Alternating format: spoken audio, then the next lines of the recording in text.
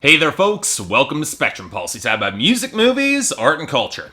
And today we're going to be talking about the collaboration album from MED, Blue, and Madlib titled Bad Neighbor. So you ever hear about projects that sound like easy wins in theory, but don't end up quite sticking the landing as well as you'd like in reality, perhaps tripped up by their own ambition or artistic choices? Well, if we're looking for two rappers where that might as well be the case, MED and Blue are those examples. Now I've talked about Blue in the past when I reviewed his pretty damn great album, Good to Be Home, last year, and there were rumors that he had put something together with Madlib as early as 2012, when Blue released the project UCLA for a short time before pulling it when Madlib denied any involvement with it. But you know what, putting that aside, Blue's brand of pseudo-conscious and layered bars are probably as solid as hell fit against Madlib's more soulful and eccentric production. It could probably really work for the two of them. Now, believe it or not, I was a lot more worried about MED, who had actually worked with Madlib on previous albums, a fellow member of Stone's Throw Records, but had run into diminishing returns and the bars didn't quite rise to the level of the excellent production that he was getting from producers like Oh No, Just Blaze, and even Dilla. And it wasn't like his monotone was bad. I listened to LMNO and Evidence. That sort of flow and delivery can really work for me, but his rhymes could just feel a little bit more awkward than they really should on a structural level against that production, and his content wasn't usually anything all that special for me, even when he got conscious. So when I heard that MED and Blue and Madlib were teaming up for a collaborative full-length album, they'd already done an EP with features with MF Doom, Anderson .Paak, Aloe Black, Haji Beats, Oh No, and Mayor Hawthorne of all people. I was interested but a bit concerned. I mean, I expected Blue to fit right at home against Madlib's production, providing of course he didn't get lazy and brought the lyricism that worked so well on Good to Be Home, but had MED improved enough as an MC to stand out? I mean, I've heard a couple of his bars that were good, but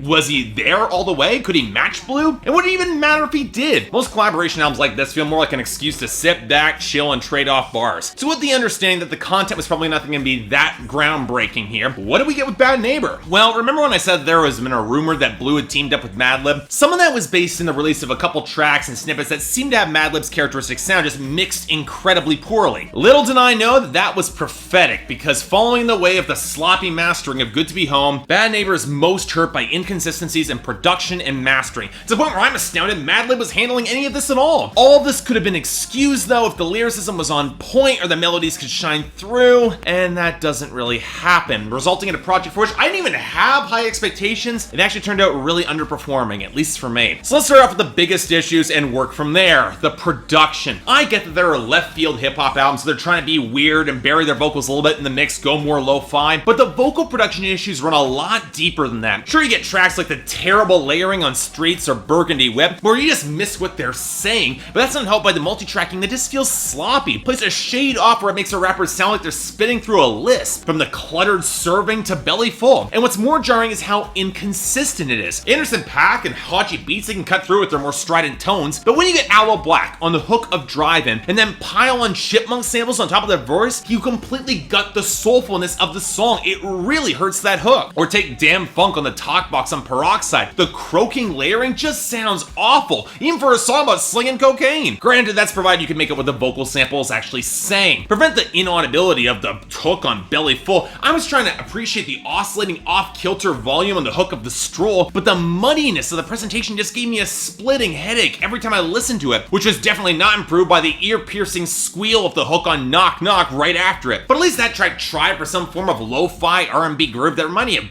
bit of Neon Indian. Sounds like Streets, the muffled bass stutter and the warping fragments feel like a hodgepodge without any real purpose behind it. Experimental but not pulling it off. And on tracks like Get Money and Burgundy Whip, we have the bass lines that are so leaden and inert that even in trying to cultivate a West Coast vibe, it just feels really clunky. Now, there are a few melodic flourishes I didn't mind all that much where the production cleared up. Get Money had the organ and was sparse enough to give the rapper some breathing room. You could hear what they were saying. I like the malfunctioning fax machine-esque interlude of Mad Neighbor, kind of cool there. And the smooth guitar rollick of Finer Things with Phonte's hook actually sounded pretty damn solid. But on the downside, we have Birds, which fuses a bass-heavy wobble with what sounds like a chicken sound effect. Madlib, if your song is reminding me in principle of Aquaberry Dolphin by Riff Raff, you've got a problem. Now, you know what, to give Blue and MED a bit of credit, it's not their fault really that you can't hear them as well as they should, even if Blue might be partially responsible for the artistic intent. If Madlib messed up in the vocal layering, that's on him. What's a little less excusable is the rapping itself. Look, I get like these are not easy beats to rap over. I think Oh No only barely managed to pull it off on Streets, managing to structure a cohesive flow on a track that seemed damn near impossible for me. But that's still not an excuse for as many awkward technical flubs as there is. We'll get to the content in a second. For as much as Blue and MED try to assemble multisyllabic flows with their usual freeform style, there's more than a few cases of just dropped or forced rhymes or bars that simply lack any satisfying conclusion or punchline. Now, that can work for songs like Knock Knock, where MF Doom comes into their house unannounced, rummages through their stuff, and drinks their beer. That's more free verse, it can kind of work with that brand of poetry, but there's no excuse for how clumsy so many of these bars feel, how scattershot they are. If only because I've heard Blue do so much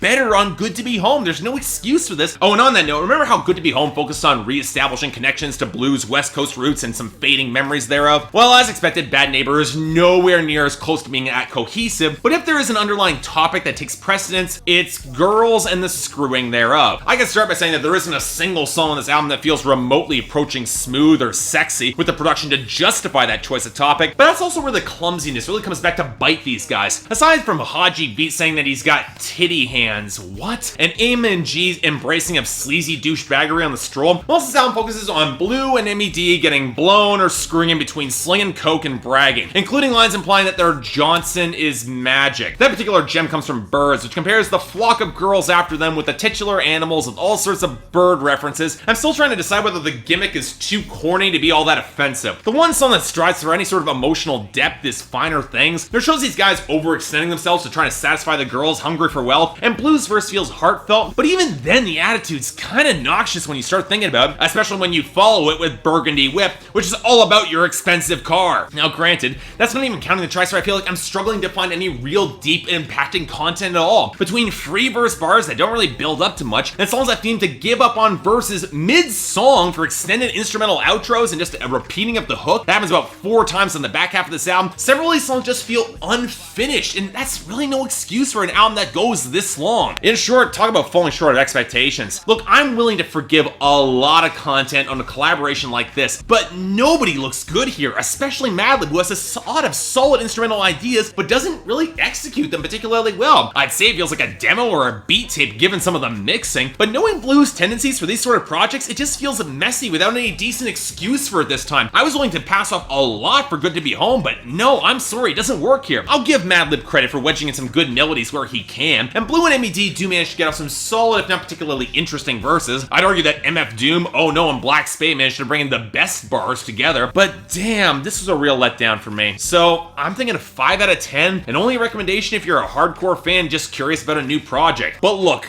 everyone involved, they've done better, and I was really hoping for more. Just saying. So yeah, thanks a lot for watching. You'd like to like and subscribe and be more than grateful. Yes, to answer all your complaints, the Little Mix review is coming next. I'm getting to it. I probably need another 2 or 3 listens to the album to really solidify my opinion.